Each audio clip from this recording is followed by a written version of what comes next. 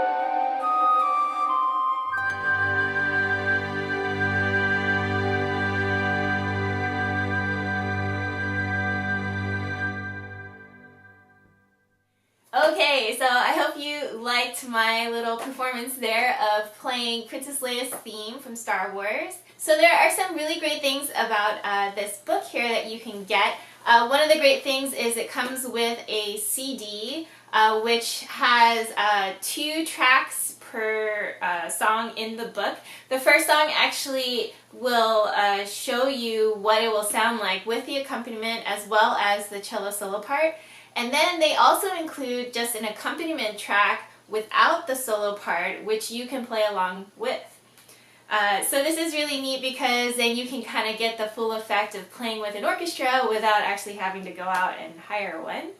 But if you'd like to rather play it with just piano accompaniment, this also includes a piano accompaniment part for all of the songs in the book. So I think this is just a great combination of all the different options you can have to play these songs on the cello. One of the important things is that in the beginning there is a pickup beat before the first strong downbeat. So this is really important for you to listen to when you are playing with the CD accompaniment, because in the track itself there's no like count off beat or you know, like a click track to keep you on time with everything. So you just have to know that you're listening for the pickup from the woodwind flute that leads you into beat 1, and that's when you can start counting. And similarly, later on in the song, there's a pickup beat into some triplet action that's going to be happen in measure 15. So once the triplets start, that is your cue for the big strong beat 1 in measure 15. So there are some fingerings that are marked in the part.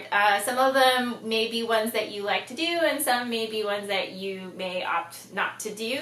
Technically, this book says level 2, 3, which Honestly, I'm not quite sure exactly what level 2, 3 means.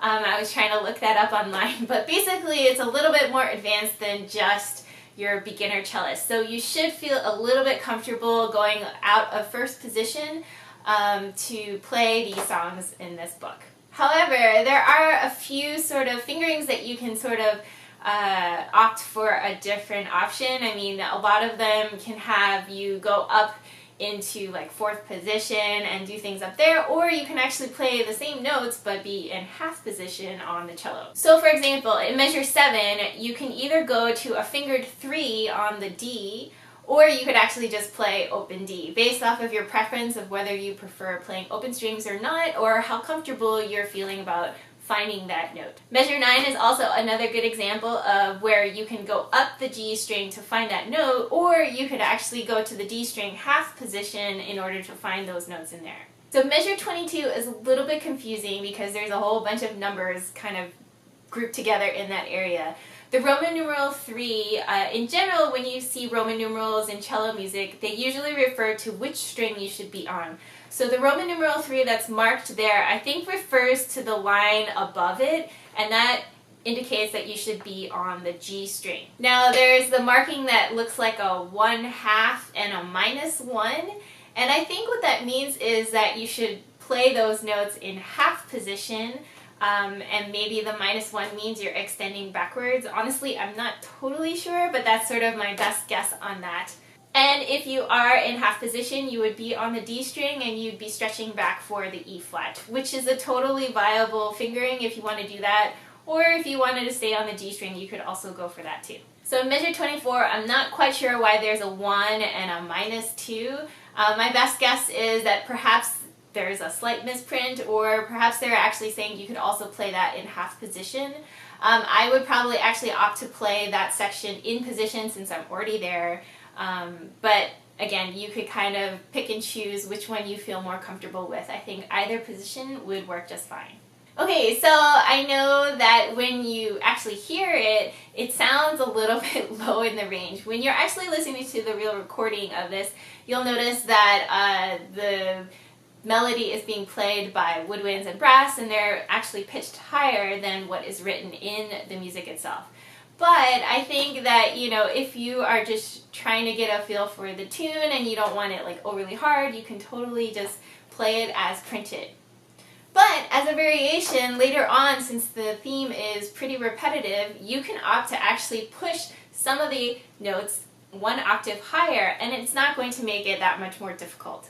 So for example, in measure 20, you can actually opt to play that 1 octave higher than what is printed in the music. Plus, what's great about it is it'll keep all the notes in the same range. The same thing can be said for measure 22, 24, and 25, in case you wanted to try to change things up a bit and put them up an octave. I know some people might say just keep it easy and keep it in the lower range, but in terms of the amount of shifting and the range of shifting that you have to do, they would be pretty similar whether you kept it in the lower octave or actually put it up an octave. One of the challenging things that I found about playing this song with the recording is that there is no count-off beat. They don't give you any like click track to lead in or anything. So while playing with the recorded track is fine, when they started doing like retardandos or slowing down, I found it a little bit hard to match up and try to really calculate exactly how to line up with the accompaniment.